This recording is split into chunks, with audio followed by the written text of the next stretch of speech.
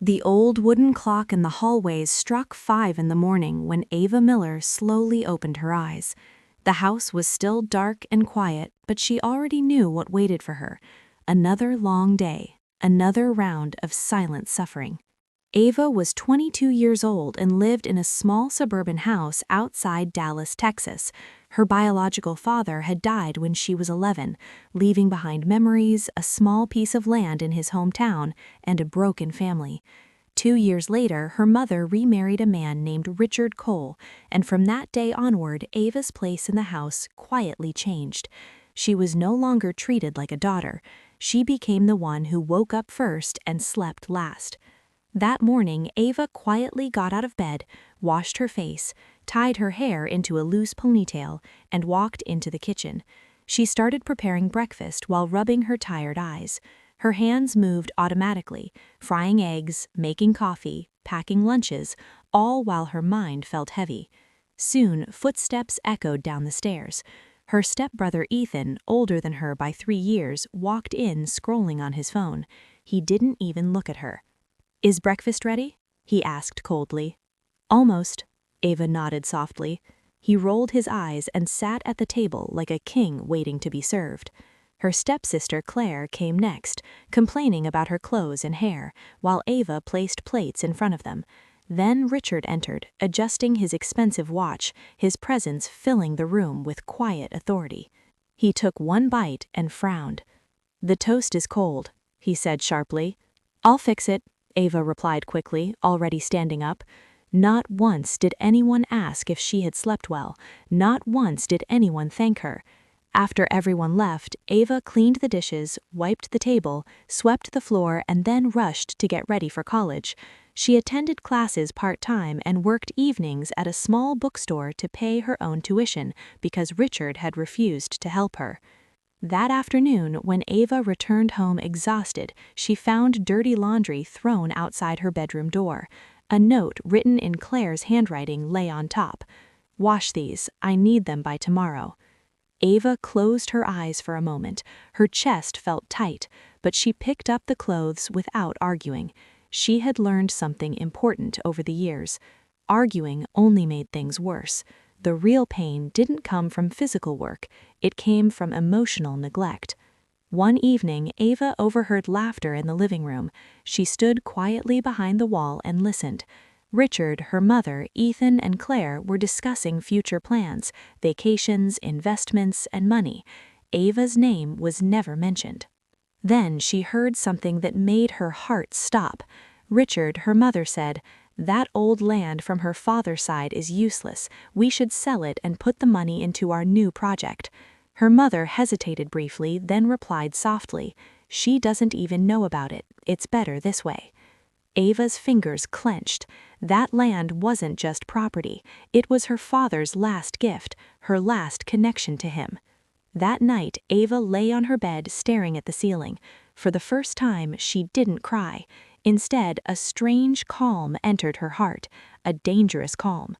"They don't see me as family. Fine, then I will stop living like their servant." From that moment on, Ava started changing quietly. She began researching inheritance laws. She contacted a free legal aid clinic at her college. She started saving every dollar from her bookstore job. She applied for scholarships and remote internships late at night when everyone else was asleep. At home, she continued acting obedient.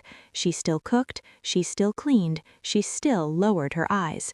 But inside her, a new Ava was being born, and soon the family that treated her like nothing would realize they had underestimated the wrong girl. Ava's life slowly began to split into 2 different worlds. Inside the house, she was still the quiet girl who cleaned floors and washed dishes without complaint. Outside that house, she was becoming someone new, someone stronger, smarter, and more determined than anyone could imagine. Every night after returning from the bookstore, Ava locked her bedroom door and opened her laptop. While the rest of the family slept peacefully, she studied inheritance laws, scholarship requirements, and online skill courses.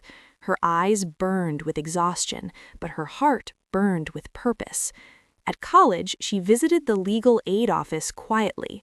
The lawyer, a kind, middle-aged woman named Miss Parker, listened carefully as Ava explained everything: her father's land, the secret sale plan, and how she was being treated at home. After checking the documents Ava had brought, Miss Parker looked at her seriously. "You are the legal owner of that land," she said. "No one can sell it without your permission." For the first time in years, Ava felt something close to hope. She walked out of that office with trembling hands and a racing heart. The truth was clear now. They had been lying to her. They were trying to steal from her. But Ava didn't confront them. Not yet. Instead, she waited. She continued saving money quietly. She worked extra shifts at the bookstore and accepted a remote data entry internship she had recently been offered. It didn't pay much, but it gave her experience and independence. Meanwhile, life inside the house remained the same. One evening, Claire threw a glass on the kitchen counter and said loudly, "Why is dinner late again? Do you think we have all night?" Ava apologized softly and went back to the stove. Her mother watched silently from the doorway, saying nothing. That silence hurt more than Richard's harsh words, but Ava had learned to hide her emotions behind a calm face. A few days later, she overheard another conversation. Richard was on the phone discussing the land deal with a buyer. Ava stood in the hallway, her heart pounding. "They'll sign the papers next week," Richard said confidently. Ava's breath caught. Next week. That meant she didn't have much time.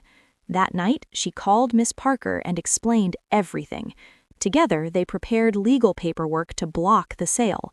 Ava gathered her father's old letters, property records, and identification documents. She hid them inside her backpack like precious treasure. At the same time, something unexpected happened. Ava received an email. It was from the scholarship committee. Her hands shook as she opened it. She had been selected for a full education scholarship and a paid internship at a technology company in Houston. Tears filled her eyes. This wasn't just money. This was her escape, her independence, her new beginning. She sat on her bed and whispered, "Dad, I'm finally moving forward." But she still didn't tell her family. She wanted to leave quietly, with dignity, without drama. The day of the land deal arrived. Richard dressed in his formal suit and announced proudly at breakfast, "We're going to finalize an important business deal today." Ava calmly poured coffee into his cup. "I hope it goes well," she said softly. Her heart was beating wildly inside her chest. When Richard and her mother returned home that evening, their faces were pale. Richard threw his keys on the table angrily. "The sale was blocked," he said through clenched teeth. "Someone legally challenged it."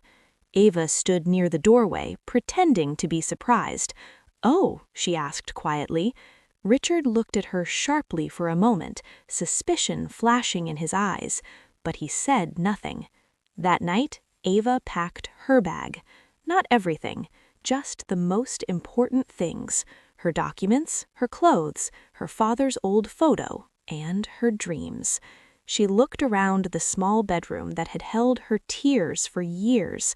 "I'm leaving this life behind," she whispered.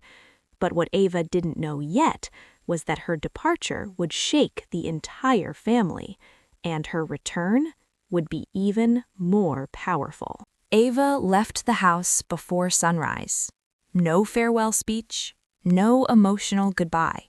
She placed a small note on her old wooden desk. "I choose my future." That was all. The bus station was quiet when she arrived, holding her single suitcase and backpack.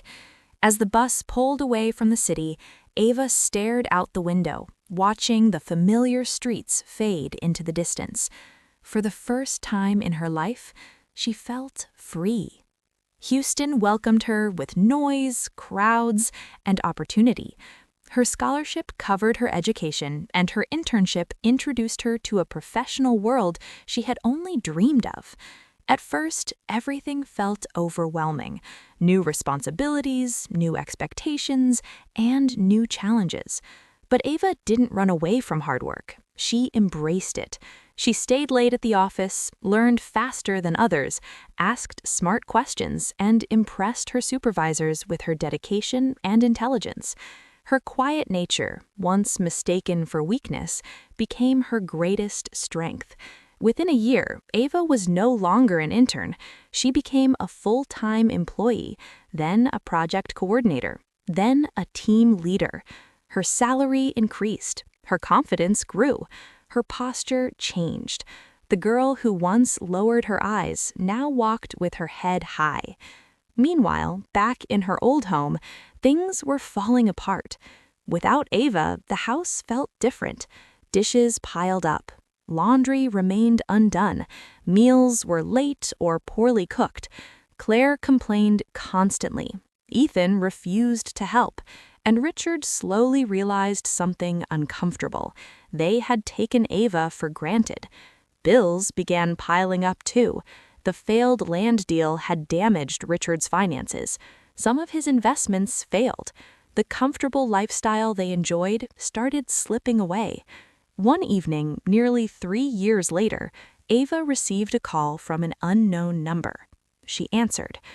"Ava," her mother's voice sounded tired and weak. "We need to talk." Ava closed her eyes. She already knew what this call meant.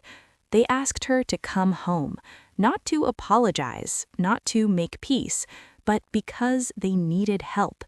Ava returned to her old hometown a week later, not as a servant, not as a broken girl, but as a successful professional woman. When she entered the old house, silence filled the room. Richard looked older, Claire avoided eye contact, Ethan sat quietly on the couch. Her mother stood nervously near the kitchen. They offered her tea. They offered her polite smiles. Ava sat calmed at the table where she once served them. Richard finally spoke. "We are facing financial difficulties," he said, awkwardly. "We heard you are doing well. Maybe you could help us." Ava looked around the room.